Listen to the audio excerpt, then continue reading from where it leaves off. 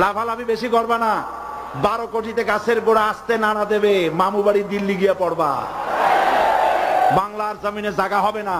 এই চট্টগ্রাম থেকে স্বাধীনতার মহান ঘোষক প্রেসিডেন্ট জিয়াউর রহমান সাহেব দিয়েছিলেন, এই চট্টগ্রাম থেকেই ইসলামী রাষ্ট্রের ঘোষণা হবে।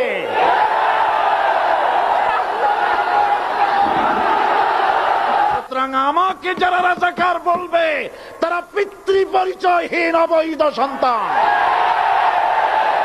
1971 সনের শোনো মুসলমানেরা, বিড়ালের মতো 500 বছর বেঁচে থাকার কোনো লাভ নাই, সিংহের মতো 1 ঘন্টা বাঁচতে চাই।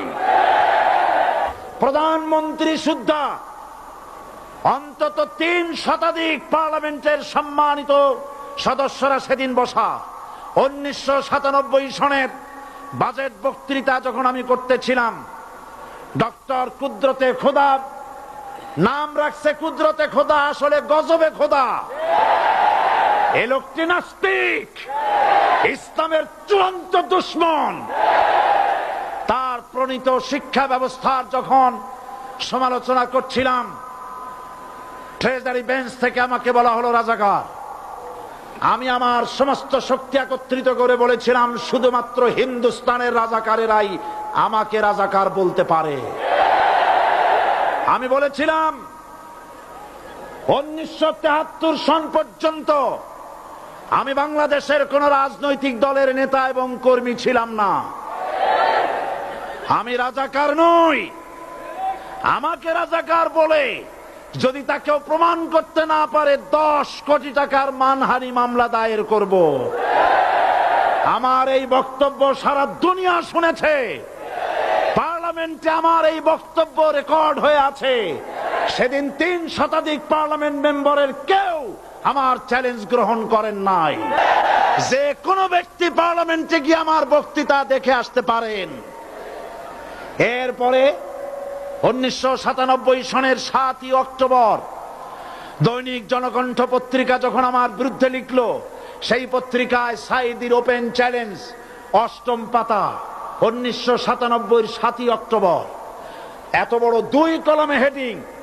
সেখানে আমি বলেছি, বাংলাদেশের সকল সাংবাদিক, গোয়েন্দা বিভাগ, বাংলাদেশের সকল বুদ্ধিজীবীকে আমি আমার পিরোজপুরে আমন্ত্রণ করছি।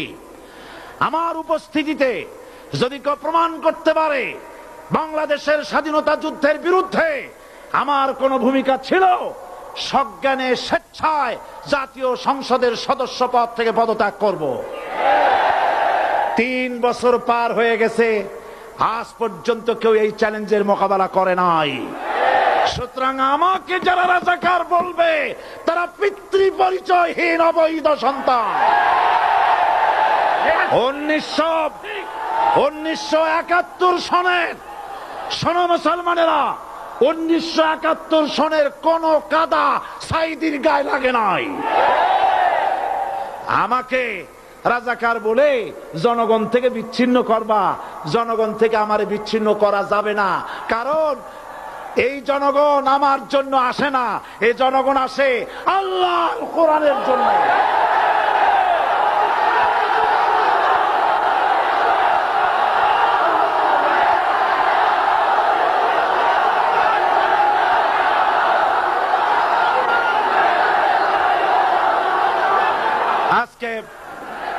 আর যারা ইসলামের কথা বলে, তারাই রাজাকার, তারাই মৌলবাদী। মৌলবাদী বললে আমরা অসন্তুষ্ট হই না, কারণ মৌলবাদী শব্দটা আসছে মূল থেকে। মৌল শব্দ এসেছে মূল থেকে। মূলবাদী তার মানে যারা মূলে আছে। মূল হলো কোরআন, মূল হলো হাদিস, মূল হলেন আল্লাহ, মূল হলেন আল্লাহ রসুল। আমরা আছি মূলে। এখন বলেন তো, মূলের শক্তি বেশি না আগার শক্তি বেশি? আমাদের যারা মৌলবাদী বলে ওরা হলো আগাবাদী। মূলে আছে কত কোটি? 12 কোটি। মূলে আছে কত কোটি? আর আমাদের যারা মৌলবাদী বলে, ওই থাকো গাছের আগায়, আমরা মূলে। লাভালাভি বেশি করবা না, 12 কোটিতে গাছের গোড়া আসতে নাড়া দেবে, মামু বাড়ি দিল্লি গিয়ে পড়বা, বাংলার জমিনে জায়গা হবে না। এ কথা বিশ্বাস করো। বাংলাদেশের মুসলমানদের শরীরে এক বিন্দু রক্ত থাকতে শয়তানের তৈরি করা ধর্মনিরপেক্ষ মতবাদ বাংলার জমিনে কায়েম হতে দেওয়া হবে না, হবে না।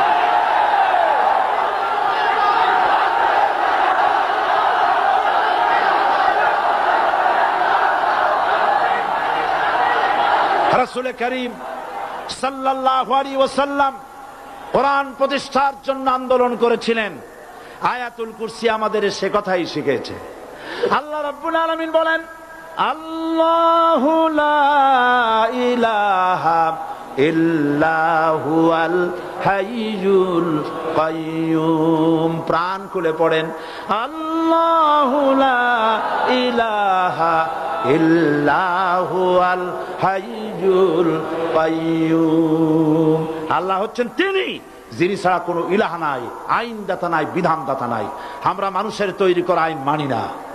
12 কোটি মুসলমানের দেশে আইন তৈরি করবে মানুষ, আমরা মানব না। নির্বাচন ঐক্যবদ্ধভাবে হবে এবং কোরআন হবে, আল কোরআনের পার্লামেন্ট হবে বাংলাদেশে।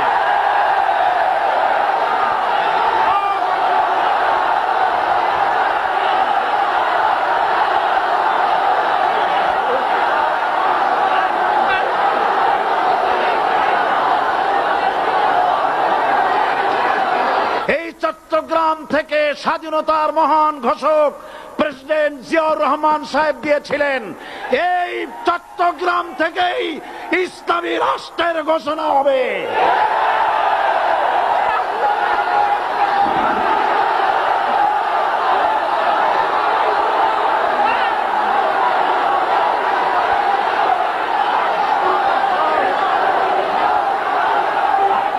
আমি আশাবাদী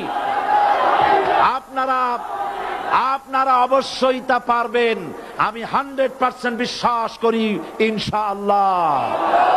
কারণ যে ষড়যন্ত্রের মোকাবেলা করে স্থানীয় রাজনৈতিক দলের নেতৃবৃন্দ কোরআনের মাহফিল সিনায় এনেছেন, আমি প্রথম দিনই বলেছি চট্টগ্রাম তাফসিরুল কোরআন মাহফিল কোন রাজনৈতিক দলের প্রতিনিধিত্ব করে না। এটা কোন জামাত শিবিরের একক সম্পদ নয়। এটা চট্টগ্রামের মুসলমানদের কলিজার টুকরা তাফসিরের মাহফিল। সুতরাং 144 ধারা 288 হয়ে গেছে। ষড়যন্ত্র পায় পায় চলে গেছে। আমি ওই সব ছেলেদের বলি, সরকারি দলের ছাত্র হইয়া মুসলমানদের বিপক্ষে যাইও না। এদেশের ভাট আমাকে কথা বলতেই হবে ইনশাআল্লাহ।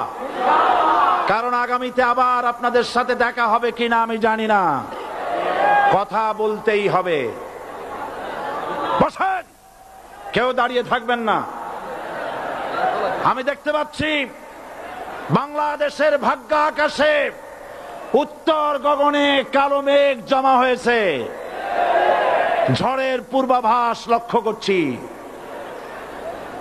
যদি মোকাবেলা করতে না পারেন সক্ষম ভাবে, এমন অন্ধকার গাঢ় কালো অমাবস্যার রাত আসতে পারে যার সুবে সাদেক হওয়া অসম্ভব। সুতরাং আপনারা কি কাপুরুষের মতো কাফের মুশরিকদের গোলামি করে মরতে চান? বিড়ালের মতো 500 বছর বেঁচে থাকার কোনো লাভ নাই। সিংহের মতো 1 ঘন্টা বাঁচতে চাই। আমাদেরকে বলা হয় সাম্প্রদায়িক উস্কানিমূলক কথা নাকি আমি বলি। পত্রপত্রিকা দিছে না তারা? সাম্প্রদায়িক উস্কানি কথা, সাম্প্রদায়িক উস্কানিমূলক কথা বলি। সেই জন্যই বোধহয় শত শত মুসলিম আমাদের কাছে এসে মুসলমান হয়। মানুষে আর বোকা বানানো যাবে না। যাবে কি? আর বোকা বানানো যাবে? তারপর বলছে কি, এরপরে বলছে আমাকে বলছে রাজাকার। শুনে রাখো চট্টগ্রামের লক্ষ লক্ষ জনতা, পার্লামেন্টে যখন আমাকে এই কথা বলা হয়েছিল, আমার পার্লামেন্টের কলিগ জাফরুল্লাহ চৌধুরী সাহেব বসে আছেন এখানে। হ্যাঁ, জাফরুল ইসলাম